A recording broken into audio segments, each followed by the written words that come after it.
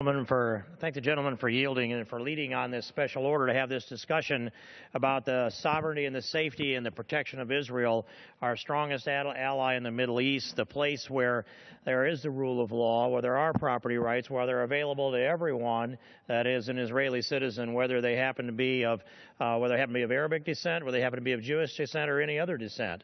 And the allies that Israel has been deserve on our side that similar kind of support, in fact, a stronger support. And there have been so many messages that have been sent from this administration to the contrary. We need to be standing on the floor of the House of Representatives, sending a message to Israel, Benjamin Netanyahu, and the leaders that are there, the members of the Israeli Defense Force. We stand with you, Israel. Any nation that's surrounded by enemies, that is infiltrated by tunnels that are dug through to be able to infiltrate and kill innocent people on the streets of Israel, kidnap them, celebrate that. Any government that is formed for the purposes of eradicating Israel from the face of the earth. And, Mr. Speaker, I would point out that this new government that was formed among the Palestinian Authority, the Palestinian Unity Government, includes Hamas terrorist leaders in the cabinet. It's finally the political arm of Hamas, which always was the Palestinian Authority, has openly now embraced Hamas itself.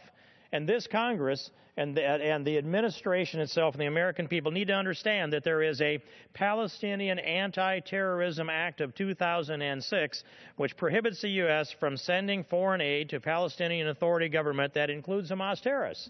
It says that we're not going to fund any terrorist organizations, and Hamas has been declared a terrorist organization.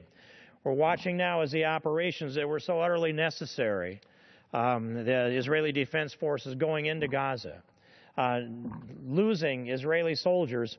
And yes, they have to defend themselves. Thousands of rockets have been fired into Israel. And living under that threat of a people that outside your borders would raise their children to carry suicide vests, to kill themselves, to try to kill Israelis, to teach the things that they teach to the young people in that culture and in that climate. That hatred's on one side of that border of Gaza. It's not on both sides. It's on the Gaza side. It's in the West Bank, and it's all around Israel. It's not from within Israel out. I'm amazed at how forgiving they are, how patient they are, how tolerant they are, how they have suffered the way they have.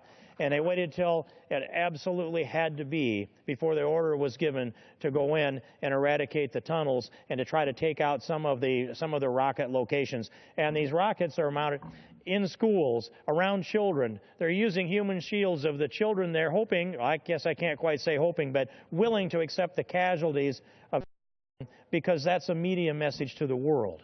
This is an appalling set of neighbors that Israel has. They want to live in peace. They have a right to live in peace.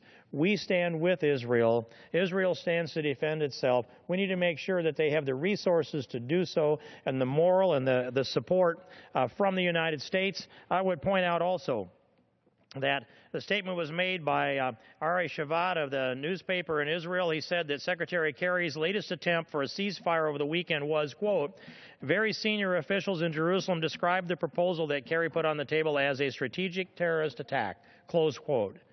That's not a very strong message, I would say to Mr. Speaker. It's not a very strong message to come from our Secretary of State representing the policy of the President of the United States. Our policy is we stand with the Israeli people. We stand for their self-defense. I thank the gentleman for setting up this special order tonight, and I yield back to the gentleman. Thank you, Mr. King.